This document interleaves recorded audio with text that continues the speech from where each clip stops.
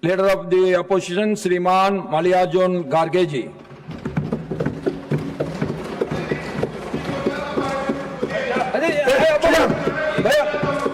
Please take your seat.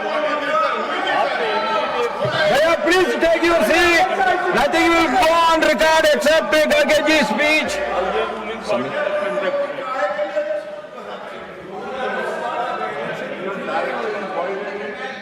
Don't get agitated. Let us hear the points of the speakers.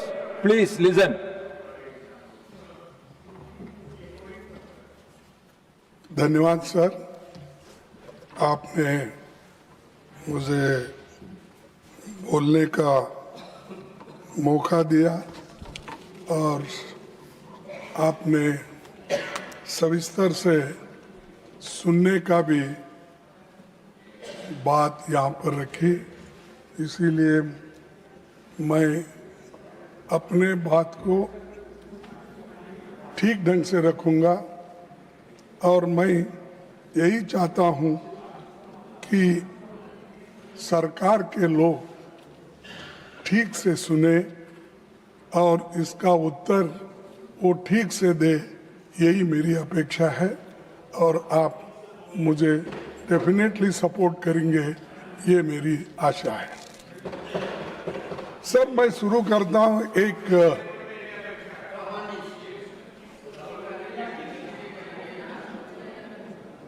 मैं शुरू करता हूँ, paper चुराने वाले बचते रहे, पेपर चुराने वाले बचते रहे, मेहनत करने वाले पीटते रहे, ये कैसा न्याय, ये कैसी रीत, गुनाहगार हंसते रहे, मासूम सिसकते रहे।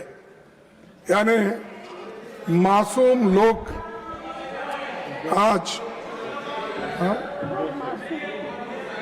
मासूम, तो ठीक है, आपका हिंदी बहुत अच्छा होगा, आपका हिंदुस्तानी भी अच्छा होगा, मेरा भी थोड़ा हिंदुस्तानी सुनिए।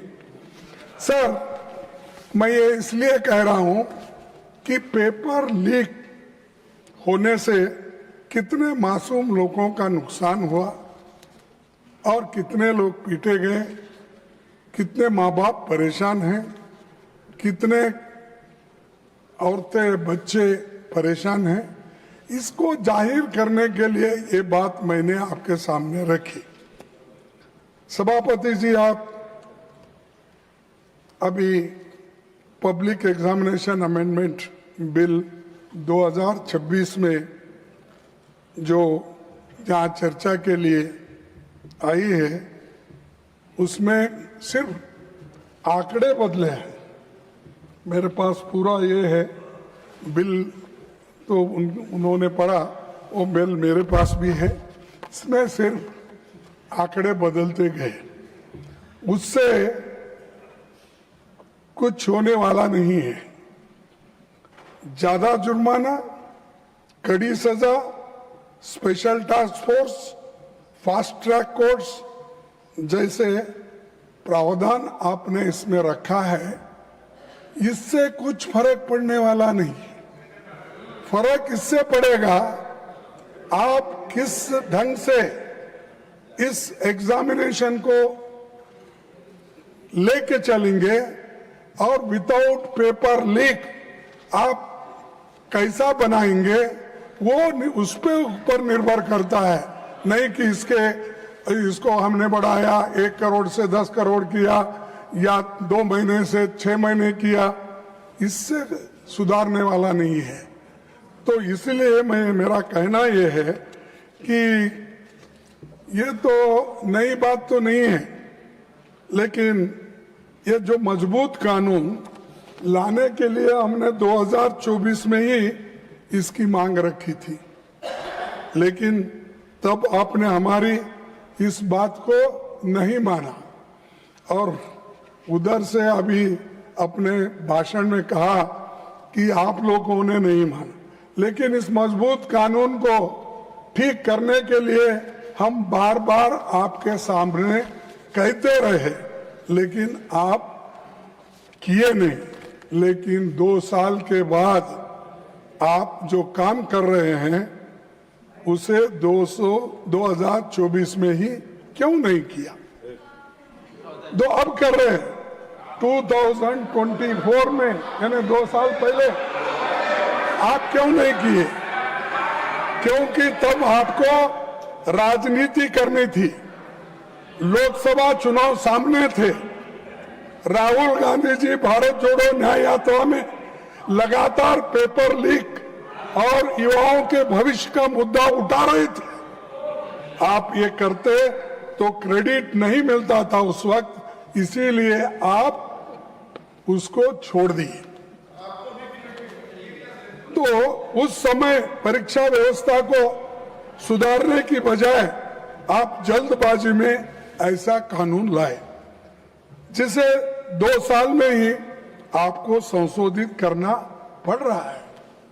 सभापति जी, इस अमेंडमेंट बिल का हम स्वागत करते हैं, लेकिन ये अभी भी अधूरा है। ये पेपर लीक होने के बाद भी इसकी कार्रवाई को मजबूत करना ये जरूरी है। पेपर लीक होने से रोकने की मजबूत व्यवस्था इसमें नहीं है। सिर्फ आपने आंकड़े बदले, लेकिन आपका इंटेंशन आपने इसमें नहीं बताया, इसको कैसा रोकना। इसीलिए मैं ये कहूंगा कि ये सब जो माहौल आज चल रहा है, इस माहौल को ठंडा करने के लिए और जो आज हमारे विद्यार्थी युवा जो सड़क पे आए हैं, उनको ठंडा करने के लिए ये बिल लाया गया है। ये है सो समस्या को सुलझाने के लिए नहीं। सभापति जी, पिछले 2 महीने की घटनाओं ने देश को झकझोर दिया है। देश भर के छात्रों और नौजवानों ने परीक्षा व्यवस्था की नाकामियों के खिलाफ आवाज उठाई। विपक्ष ने उनकी आवाज सड़क से लेकर संसद तक उठाई। बढ़ते जनदबाव के आगे सरकार को घुटने टेकने पड़े। मैं देश के छात्रों, नौजवानों को मुबारकबाद देता हूं। उनका संघर्ष रंग लाया और सरकार को झुकना पड़ा और प्रधानमंत्री को, प्रधान को हटाना पड़ा। और इसीलिए ये युवाओं की ताकत है। और जब युवाओं की ताकत देखने के बाद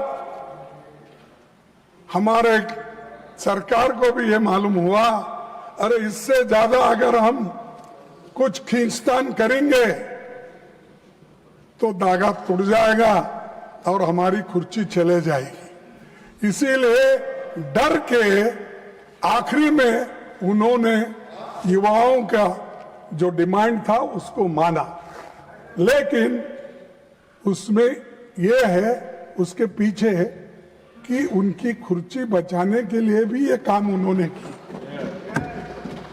ना कि विद्यार्थियों के समस्या को समझाने के लिए, सुलझाने के लिए नहीं की।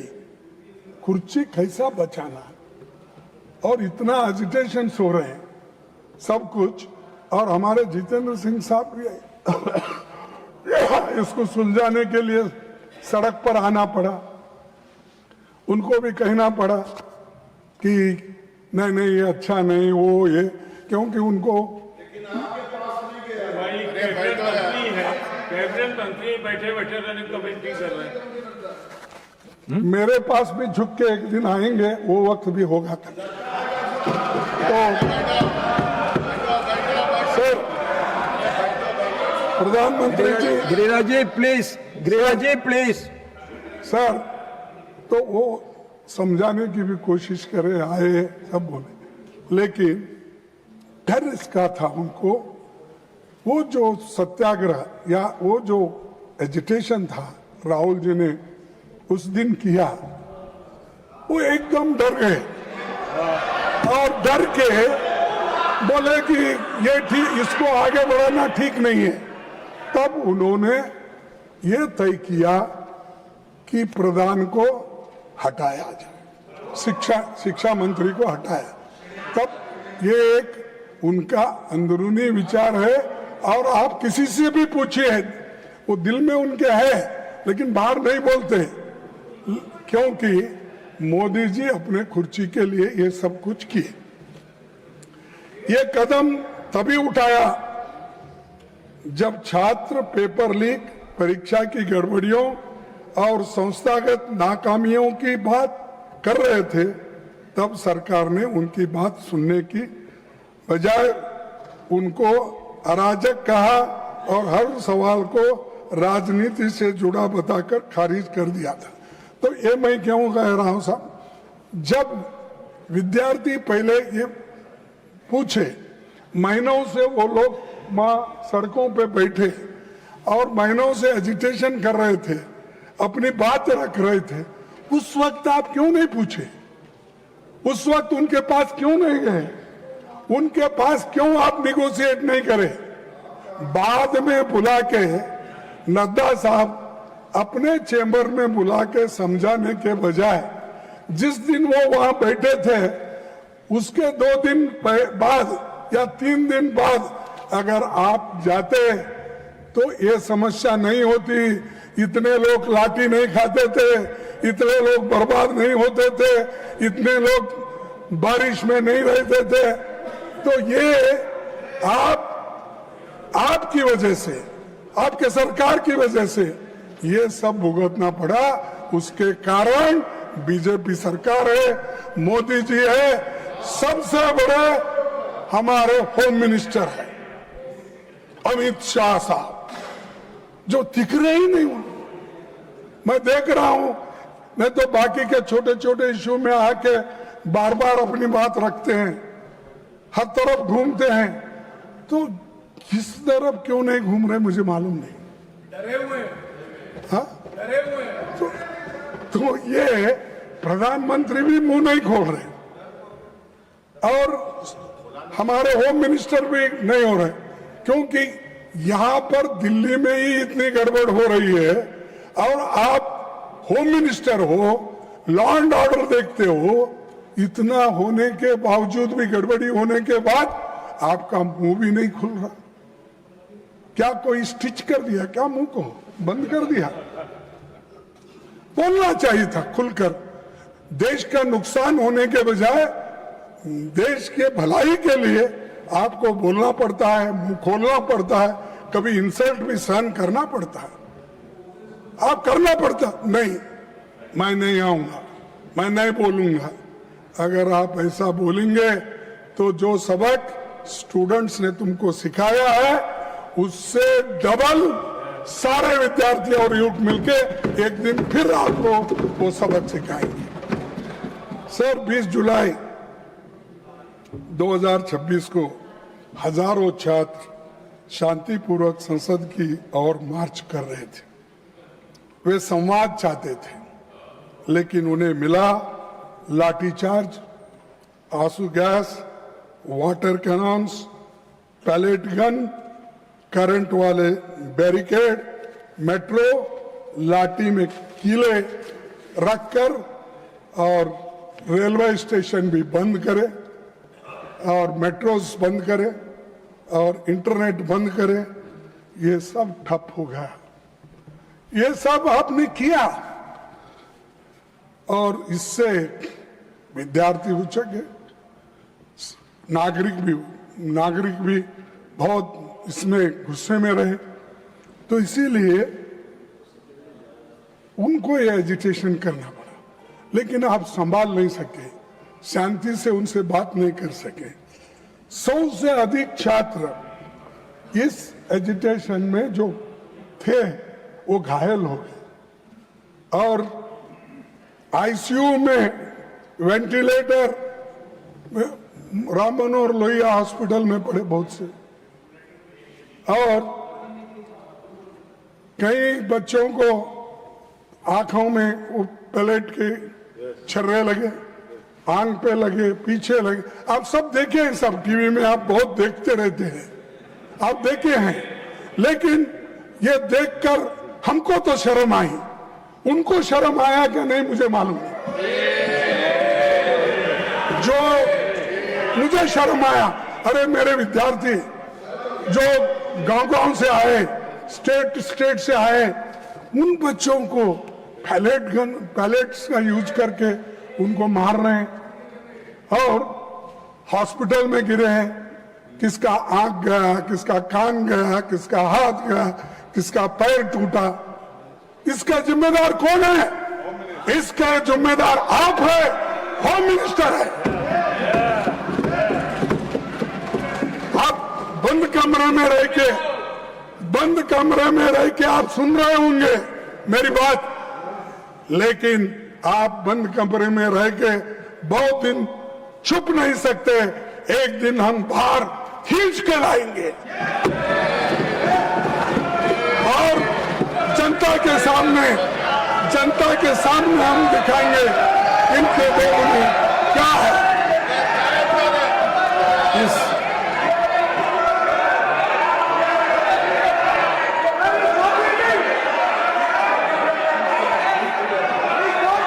Now I call upon the leader of the house. All of you take your seat.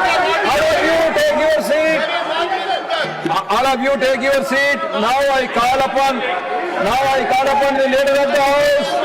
सभापति जी, एक मिनट, सभापति जी, एक minute. When he speaks, no. सभापति जी, I call. When he is speaking, if he wants, I will call him. When the leader of the house is speaking, if the leader of the opposition wants to intervene, I will call the leader of the opposition. सभापति जी, Please give. Yes. सभापति जी, leader of the opposition को हम शांति से सुन रहे हैं और प्रजातंत्र में शांति से सुनना ये हमारी जिम्मेवारी है सरकार की। लेकिन मेरा निवेदन है लीडर ऑफ ऑपोजिशन से कि वह तर्क के साथ भावावेश में ना आए और भावावेश में ऐसे शब्दों का प्रयोग न करें जो असंसदीय है। अभी जो उन्होंने एक वाक्य यूज किया वह असंसदीय है, उसे कार्रवाई से निकालना चाहिए और आगे भी आप भावनाओं में ना आए। वो मैं नहीं बोल सकता, वो मैं नहीं बोल सकता। Any unparliamentary by either side that will be expunged. No, don't insist on it. Please try to be within the framework so that the smooth, wonderful debate should take place. Sir, मैं कभी unparliamentary word इस्तेमाल नहीं किया। मैंने यही कहा, हम बोले तो जनशक्ति, जनन, लोग, विद्यार्थी, महिला, ये लोग। मैं नहीं ऐसा जाके मैं खींच लेके आता हूँ नड्डा साहब को, होम मिनिस्टर को, ये नहीं बोला। मेरा कहना ये है कि ये जनशक्ति आपको खींच के लाएगी। कम से कम आके सदन में बैठो, बोलो, सुनो, रिप्लाई दो। अब हमेशा हर चीज का हमारे पास हमदर्द बोल के कोई औषध था, तेज नहीं, जिंदा तिलिस्मात। हर बीमारी को जिंदा तिलिस्मात, फीवर आने दो जिंदा तिलिस्मात, और कोई को बुखार आ गया वो जिंदा तिलिस्मात, अच्छा खांसी आ गई जिंदा तिलिस्मात, उसका नाम ही जिंदा तिलिस्मात। हर कौन सी बीमारी आने दो, लोग हैदराबाद में वो जिंदा तिलिस्मात ही देते थे सब। तो वैसा इनके पास कोई नहीं।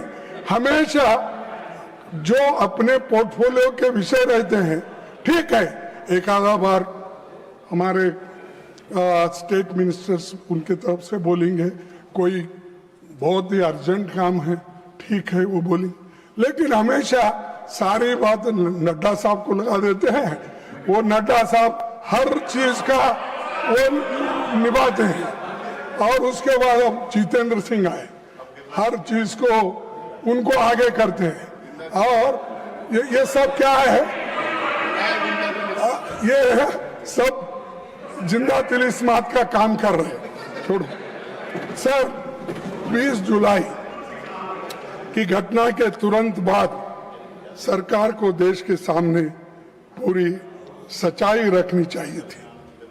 लेकिन हैरानी है कि इतनी बड़ी घटना के बाद भी आज तक मैंने कहा पीएम या एचएम अपनी बात नहीं रखे, इसके बारे में रिग्रेट भी नहीं करे। रात के 12 बजे, रात के 10 बजे इंस्टाग्राम उसमें ऐसा लेके बात कर रहे हैं, और क्योंकि उनको नींद नहीं आ रही थी, बहुत परेशान थे। अरे आपको तो मन की बात बोलने की आदत है, आपको तो हर बात में इंटरफियर करने की आदत है, आपको तो पिछले सरकार को 100 बार गालियां देने की आदत है। कम से कम बच्चों को एड्रेस करने के लिए आपको समय नहीं मिला, रात के 12 बजे मिला। और दूसरे बात, धन्यवाद वो भी रात के 12 बजे। Thank you friends. ये नए शब्द उन्होंने प्रयोग किए, नहीं तो हमेशा हिंदी में बोलते थे।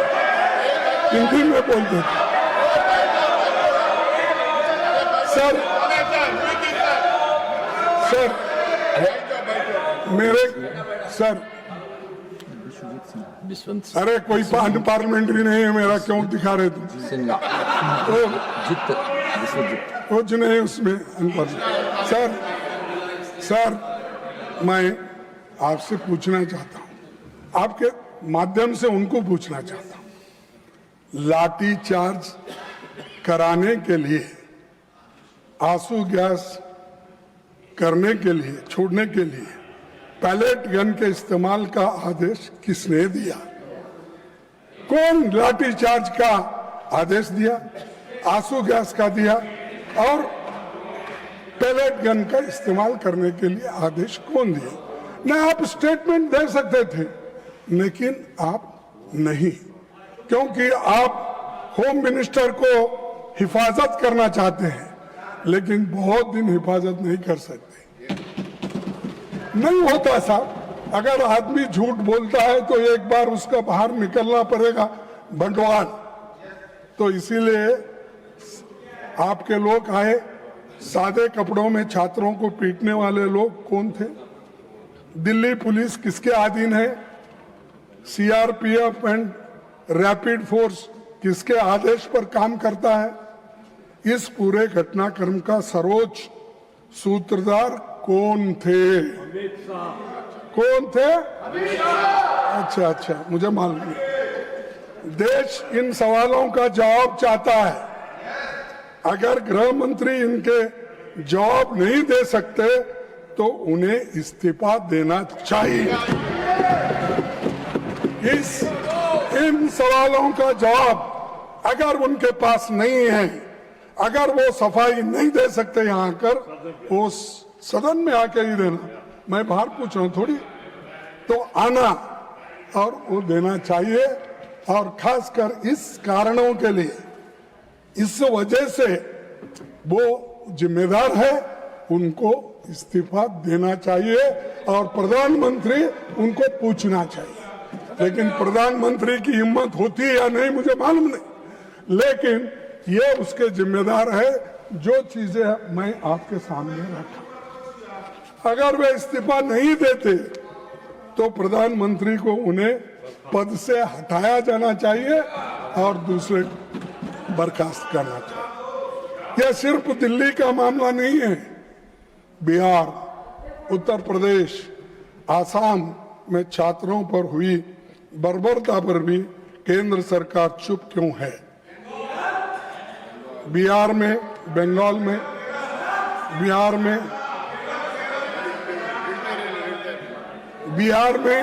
AK-47 का इस्तेमाल जिस पर हुआ तो आतंकवादी नहीं, छात्र था।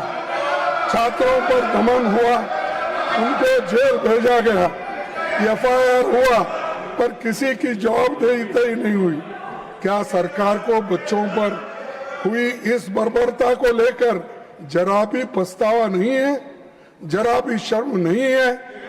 और मैं ये पूछना चाहता हूं कि ये जो काम हुआ, जिस तरह शिक्षा मंत्री जी इस इस्तीफे के बाद संसद के परिसर में बहुत पहुंचे, तो सत्ता पक्ष ने उनका जैसा स्वागत किया कि कारगिल युद्ध में जीत के आए जैसा उनकी स्वागत।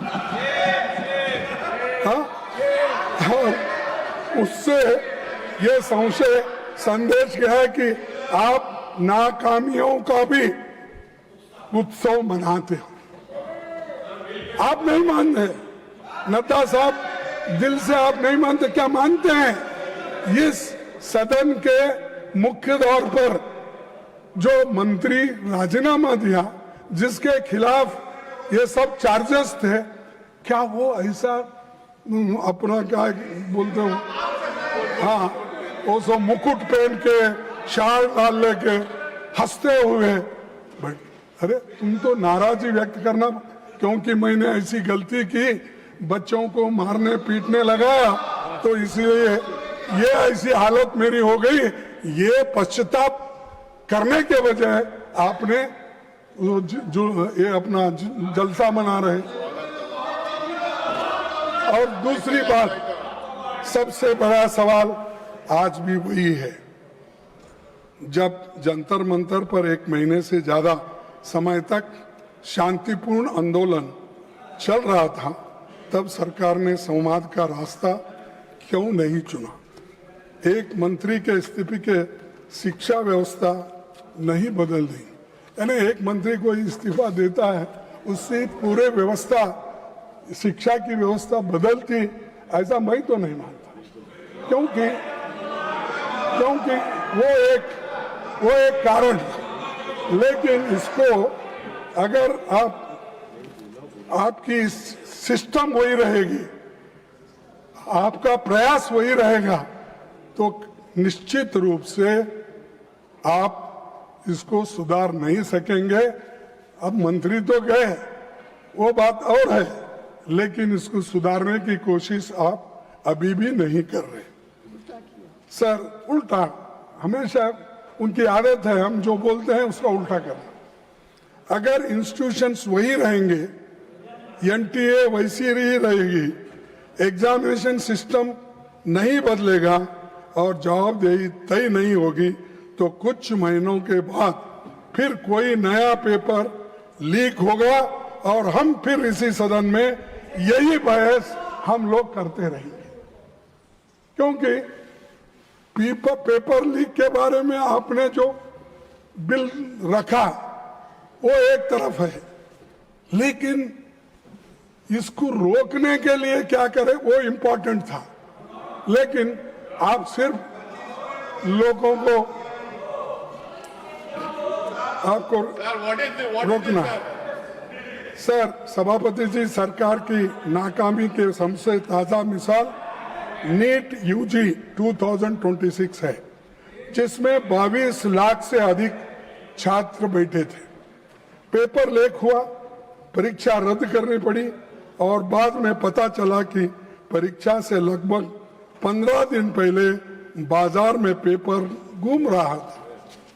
जांच में पता चला कि शिक्षा तंत्र में घुसा एक संगठित नेटवर्क नासिक, सीकर, दिल्ली, जम्मू कश्मीर, बिहार, केरला और उत्तराखंड तक ये फैला हुआ था। गिरोह खुलेआम काम कर रहा था, पर सरकार सोई हुई थी। क्या आपके पास इंटेलिजेंस नहीं है? क्या आपके पास आईबी नहीं है? क्या हर स्टेट, आपके हर जगह तो डबल इंजन है, सरकार है, डबल इंजन सरकार, क्या वो लोग इंफॉर्मेशन नहीं देते? क्या आप कलेक्ट नहीं करते? तो समय नहीं है सर, है सब व्यवस्था उनके पास, लेकिन समय नहीं, इसको सुलझाने के लिए समय नहीं, उसीलिए वो ऐसा हुआ। मैं पूछता हूं कि आपकी केंद्र और राज्य की खुफिया एजेंसी क्या कर रही थी, तो उसका जवाब उनके पास नहीं है। सभापति जी, ये कोई पहली नाकामी नहीं है। 2015 से लेकर 16, 21, 24 और 2026 तक नीट बार बार पेपर लीक और गंभीर गड़बड़ियों के आरोपों से घिरता रहा। हर बार मोदी की गारंटी फेल होते गई। हमेशा बोलते रहे मैं देख लूंगा, इस बार नहीं होने दूंगा, कड़ी से कड़ी सजा मिलेगी। कहां है कड़ी से कड़ी सजा? तो कड़ी तो टूट गई, लेकिन सजा किसको भी मिलेगी? सर, आज सरकार फास्ट ट्रैक कोर्ट्स की और स्पीडी इन्वेस्टिगेशन की बातें करती है, लेकिन उसका अपना रिकॉर्ड क्या है? 2024 नीट पेपर लीक मामले के मुख्य आरोपी को क्लीन चिट मिल गई है, जिनका नाम अभी हमारे जयराम रमेश जी ने लिया, मुखिया लिया। तो क्या किया साहब? उसको नाम मालूम है, जो आदमी किया वो भी मालूम है, डालना है उसको। पार्टी भी मालूम है। हाँ, पहले तो बोलते थे छोटी मोटी चीज को, अगर डी नोटिफिकेशन, क्या है वो, डिमोनेटाइजेशन में अगर मैं विफल हो जाऊंगा तो 15 दिन के अंदर मैं नहीं करूंगा, मैं चौराहे पे अपने आप को लटका देना, मेरे को फांसी डाल। ये उन्होंने कहा, मैं मजाक से नहीं कर रहा हूं, आप ही की बात है।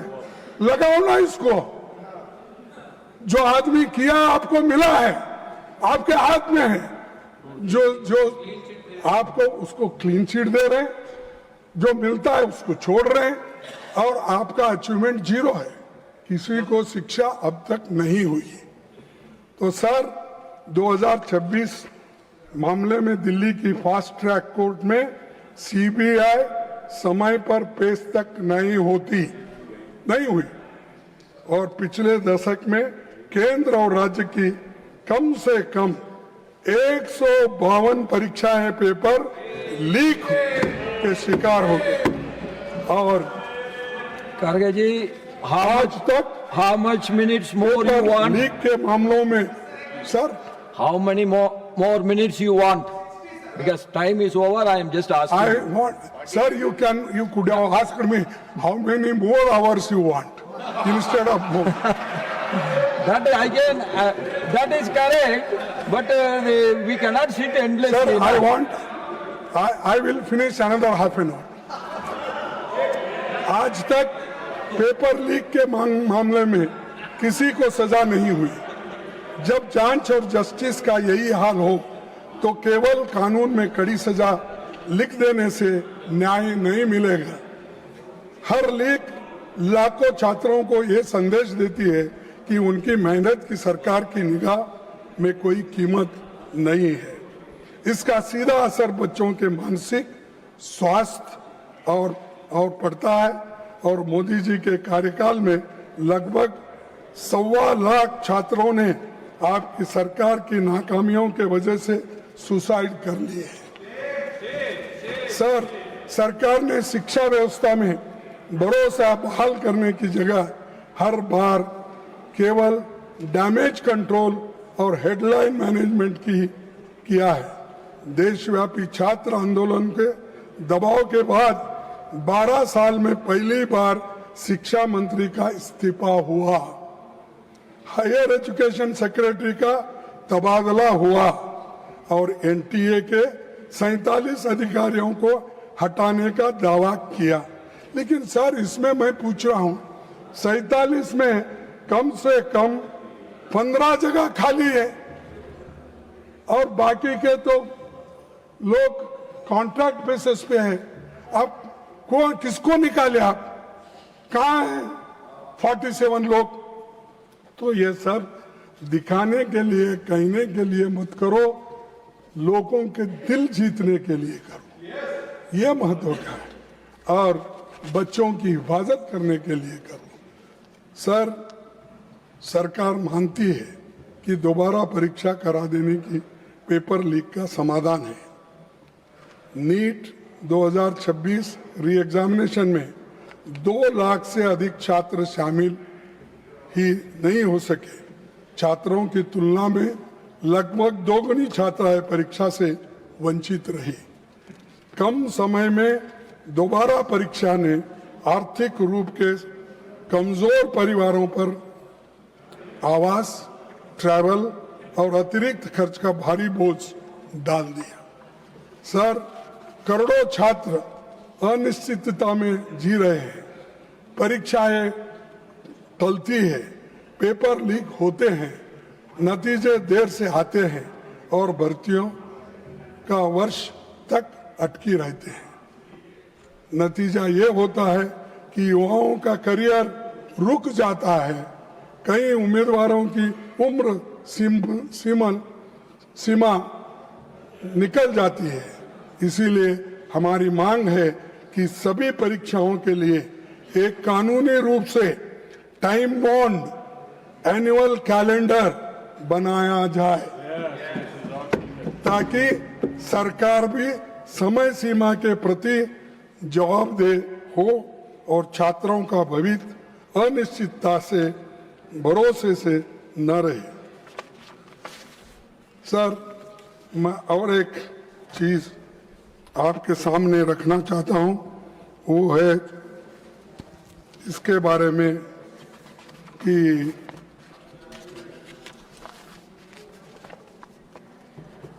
इस शिक्षा व्यवस्था की बीमारी का केवल एक लक्षण है। हर 10 बच्चों में से लगभग 2 बच्चे 10वीं कक्षा तक पहुंच पाते हैं और कक्षा 12 तक आते आते 10 में से लगभग 4 बच्चे रहते हैं। यानी इससे आप अंदाजा लगाइए, 10 में से 4 बच्चे अगर हाई स्कूल तक जाते हैं तो क्या इस शिक्षण का वैल्यू है। और पार्लियामेंट्री स्टैंडिंग कमेटी जो 355 रिपोर्ट के अनुसार लगभग 10 लाख शिक्षकों के पद खाली है। सर, 10 लाख शिक्षकों के पद खाली रख के आप अच्छी शिक्षा देना चाहते हो और आप अपना कल्चर बदलना चाहते हो और आप अपना देश का भविष्य विकास बनेगा। कहाँ है विकास तुम्हारा? अरे स्कूल में बच्चे की भर्ती नहीं हो रही है, टीचर्स की भर्ती नहीं हो रही है, तो आप इसके ऊपर सोचे कभी? 10 लाख खाली होने तक बैठे हैं। और दूसरी चीज, जब कक्षाओं में शिक्षक ही नहीं होंगे तो कोई भी शिक्षा नीति सफल नहीं होती। आप विकसित भारत की बात करते हैं पर 10 लाख खाली पदों को भरने के लिए कदम नहीं उठाते। सर, चुनौती हमारे शैक्षणिक संस्थानों की ऑटोनॉमी और एकेडमिक फ्रीडम का लगातार कमजोर होते जा रहा है। विश्वविद्यालय सिर्फ डिग्री देने की जगह नहीं होती, वे नए विचारों, साइंटिफिक टेम्पर, शोध, स्वास्थ्य, बहस के केंद्र होते हैं। तो वे संकीर्ण सोच, अंधश्रद्धा या किसी एक विचारधारा को थोपने की जगह नहीं होती। लेकिन मोदी साहब आज आरएसएस के लोगों को में उसको भर्ती करके वाइस चांसलर आरएसएस पूछ के करते हैं। प्रोफेसर की भर्ती आरएसएस के लोग होना, अरे उसको पढ़ना आता है क्या नहीं, या वो एक्सपर्ट है क्या नहीं। दूसरे कौम के कोई लड़के नहीं है, कोई प्राध्यापक नहीं है, सिर्फ आरएसएस अटैच्ड लोग विश्वविद्यालय में भर्ती होते हैं। और वाइस चांसलर्स हर यूनिवर्सिटी में वो आरएसएस के लोगों को ही भरते हैं। और इससे क्या हो रहा है, अच्छी सरकार की अच्छी नहीं बन रही है। करीब कोटारी कमीशन ने ये कहा कि जीडीपी का 6% एजुकेशन पे खर्च करना चाहिए, लेकिन आज हम 3% खर्च करते Please. हैं। इस यानी 6% खर्च करना ये रिपोर्ट कहता है, लेकिन सरकार अब तक 3% खर्च कर रही है। इससे शिक्षण का सुधार होता है, बच्चों को शिक्षक मिलते हैं। अरे थोड़ी तो आप इसे ध्यान दो ना। और दूसरी चीज इसी का नतीजा है कि शिक्षा एक बड़ा कारोबार बन चुका है और प्राइवेट इंस्टीट्यूशंस सब खुल रहे हैं। उसके वजह से गरीब के बच्चे तंग और तबाह हो चुके हैं। आज देश में उच्च शिक्षा संस्थानों की संख्या 70,000 से ज्यादा है, जिसमें करीब 4 करोड़ 50 लाख छात्र दाखिला लेते हैं। लेकिन SC/ST के बीच एनरोलमेंट आज भी राष्ट्रीय औसत से एवरेज से कम है। डिसेबिलिटी वाले छात्रों की मौजूदगी 0.12 है। सभापति जी, ये उस सोच का सिंबल है जो शिक्षा को सबका अधिकार नहीं बल्कि कुछ लोगों का विशेष अधिकार मानती है। सरकार की नीतियां बार बार उस मनुवादी सोच की याद दिलाती है जिसका उल्लेख मनुस्मृति में मिलता है। और वहां पर मैं संस्कृत तो उतना ठीक ढंग से पढ़ नहीं सकता, लेकिन उसका ट्रांसलेशन मैं आपको पढ़ा के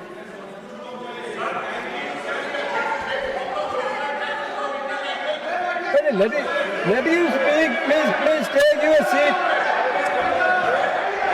Dhanshuji, please take your seat. Let him speak. If any objection is there, then we will look into it. अच्छा, ओरिजिनल टेस्ट के लिए लो बुक लो, मैं उसका ट्रांसलेशन करूं।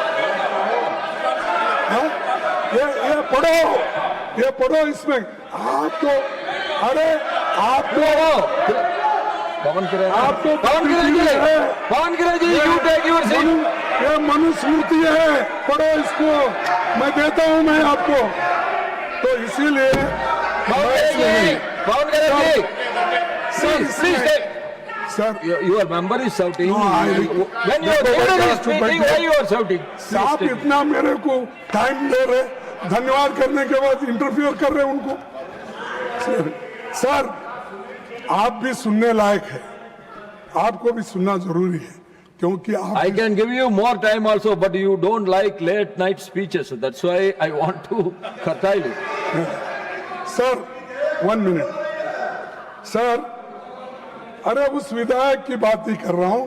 हर चीज आपको बताया, नंबर बताया, टीचर्स के नंबर बताया, सिलेबस बताया।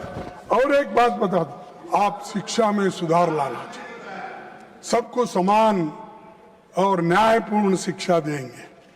और आपका ये भी कहना है कि जो विश्वविद्यालय है उसमें अच्छे अच्छे टीचर्स डालना है, अच्छे वाइस चांसलर आना है। लेकिन उसमें ये भी आ रहा है, सिलेबस जो बदल रहे हैं आप, उसमें ये भी आ रहा है। ये क्या है? शूद्र के वेद पाठ सुनने पर शीशे और जस्ते से उनके कान भर दिए जाए। वेद के अक्षर का उच्चारण करने से, सर, वेद के अक्षर का उच्चारण करने पर उसकी जीभ काट ली जाए तथा वेद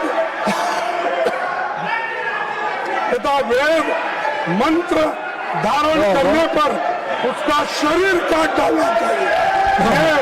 इसमें लिखा हुआ है, इसमें लिखा हुआ है। Mallikarjun Kharge ji, Manusmriti has to do with this bill anything? No, whether this Manusmriti is having anything to do with this bill? The RSS syllabus. This is coming in the university, high school, all that. Sir, please conclude your speech, please. मैं आपसे Please take your seat. I am going to call. ऐसे Please take your seat. Please ऐसे take- विचारों Yes, को I understand. You please अंधश्रद्धा take को your seat. और Madam, अवैज्ञानिक please विचारों take को your seat. हटाया जाए।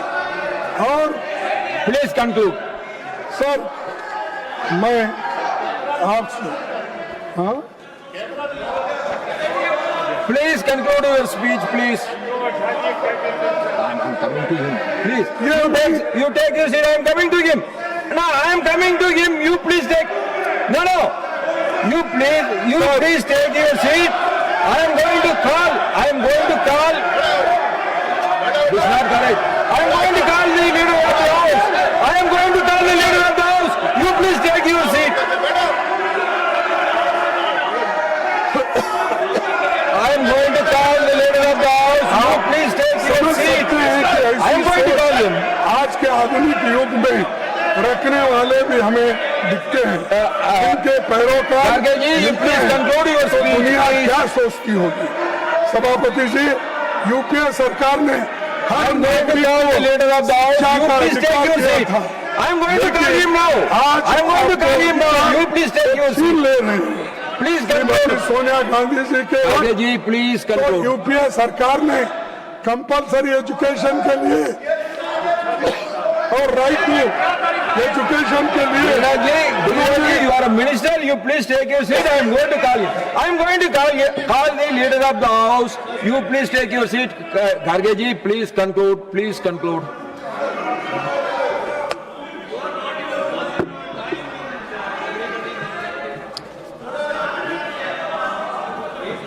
आप ऐसे सोच वालों को निकालना चाहिए। सभापति जी, यूपीए सरकार ने हर नागरिक को शिक्षा का अधिकार दिया, लेकिन ये लोग अधिकार छीन ले रहे हैं।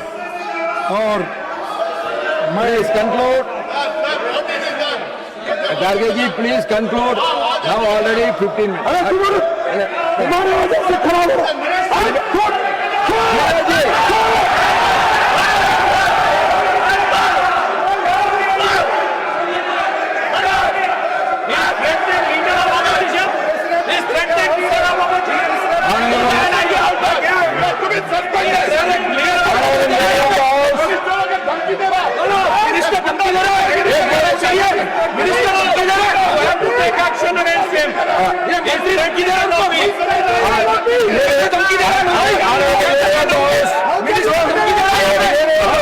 आयोग ने एक ही बात परीक्षा व्यवस्था बच्चों को सीखने के बजाय पास होने All of you take your seat. Leader of the house is getting you. Why you are so coaching को बढ़ावा मिलता है।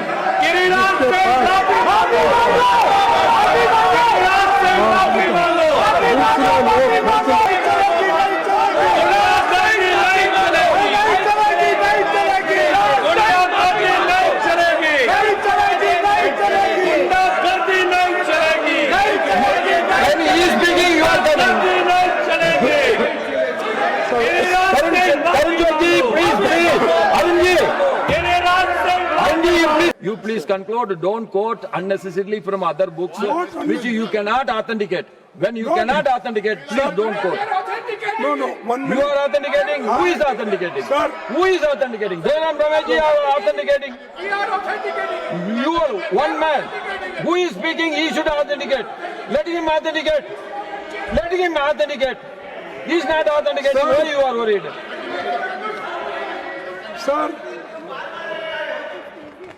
Sir, Please be specific to this subject. You want to improve the law, you tell me something so that I can request the trustee bench to include that. Kindly, we all are worried about paper leakage. That is affecting the future of every Sir. youngster. That is the feeling of everyone. You please be positive, constructive, and you put your arguments. Sir देखिए मैं आपका धन्यवाद करता हूँ, लेकिन मैं जो Banaras university में पब्लिश हुई किताब को रेफर करते हुए और गौतम ऋषि ने जो बोला है वो मैं यहाँ पर रखा। There are so many books from so many universities. ठीक है। Whether we can authenticate everything. We can. You please, we cannot now. So I am Okay. requesting you, you please stick on to the Yes. subject Sir. of the bill. सरकार Please, का ये please दायित्व take your seat. ऐसा Sarvaji, please take your नीति seat. और कारोबारी Please take your माहौल तैयार करना है जो निवेश को आकर्षित करे। निवेश तभी देश के युवाओं के लिए सार्थक होगा जब वो बड़े बड़े पैमाने पर गुणवत्तापूर्ण रोजगार पैदा करे। इसीलिए हम मांग करते हैं कि सरकार संसद के सामने एक नेशनल यूथ एम्प्लॉयमेंट स्ट्रैटेजी पेश करे। इसमें यह स्पष्ट किया जाए कि भारत में ऐसा नीति और कारोबारी वातावरण कैसे बनाया जाना और निवेश एम्प्लॉयमेंट ओरिएंटेड जो इन्वेस्टमेंट है वो किस ढंग से करना, ये सब चीजें उसमें होना चाहिए। और दूसरी चीज मैं आपसे ये कहना चाहता हूं, केंद्र सरकार में अब तक 30 लाख से भी ज्यादा नौकरियां खाली पड़ी है और वो पब्लिक सेक्टर हो सकते हैं, ये गवर्नमेंट बैंकिंग, ये सब सारी चीजें हो सकते हैं और अनएडेड स्कूल्स हो सकते हैं। हर जगह जो गवर्नमेंट मदद करती है वैसे इंस्टीट्यूशंस भी हो सकते हैं। लेकिन 30 लाख वैकेंसी रहते हुए भी ये भर्ती क्यों नहीं कर रहे? Why they are not filling? क्योंकि ये शेड्यूल कास्ट को जाता है, क्योंकि ये बैकवर्ड्स को जाता है, क्योंकि 50% वैकेंसी उनको जाता है। तो आप भर्ती नहीं करना चाहते और गरीबों के बच्चों को नौकरी नहीं देना चाहते, ये मंशा आपकी है। तो इसीलिए मैं आपसे गुजारिश करूंगा कि public sector units, government aided institutions, sanction post, इसको तुरंत ही भर्ती करना चाहिए। ये मेरी तीसरी मांग है। और लास्ट में मैं आपसे कहूंगा, और लास्ट में मैं ये Please कहूंगा conclude, Mallikarjuna Kharge ji. अंत में Already मैं you have चार taken more than 50% of the सीधी सी allocated मांगे time. रखना Still I am चाहूंगा। giving you the time. You please conclude. Sir सीधी मेरी 4 मांगे हैं। एक, देश में 1 फिक्स्ड एनुअल एग्जामिन कैलेंडर होना चाहिए। छात्रों को हर साल अनिश्चितता और देरी का सामना न करना चाहिए। और दूसरा, इस पूरे मामले की सुप्रीम कोर्ट की निगरानी में एक हाई पावर्ड कमेटी से स्वतंत्र जांच कराई जाए ताकि सच सामने आए और जवाबदेही तय हो। तीसरा, पब्लिक सेक्टर्स, गवर्नमेंट, ये इंस्टीट्यूशंस में जो भी खाली जगहें हैं वो भर्ती करना चाहिए। और चौथा, लॉ एंड ऑर्डर की घटनाएं आ गई है, हमने बहुत सी चीजें जो लाठीचार्ज हो गया, सब चीजें हो गई, तो पहले ये सारी चीजें घटनाएं हुई है, औरतों को घसीटते लाए, लोगों को मारे, बच्चों को मारे, इसका सब इसकी इंक्वायरी होनी चाहिए। इसके लिए तो मैं हाई कोर्ट में सुपरविजन में होना चाहिए सर। और एक किसान आंदोलन में किसानों के साथ तो आप ज्यादती किए, महिला पहलवानों का जंतर मंतर प्रदर्शन में सड़क पर घसीट के लाए, मणिपुर हिंसा हो गई, तो ये सब अब छात्रों पे बर्बरता हुई है। मैं आपसे विनती करता हूं, ये सबके कारण और सब ये सूत्रधारी जो है जहां भी बैठे होंगे वो फौरन इस्तीफा दे। अमित शाह साहब, होम मिनिस्टर, ये रेस्पॉन्सिबिलिटी ले, राजीनामा दे, तभी ये समस्या हम सुलझाएंगे और लोग भी इसको एक्सेप्ट करेंगे।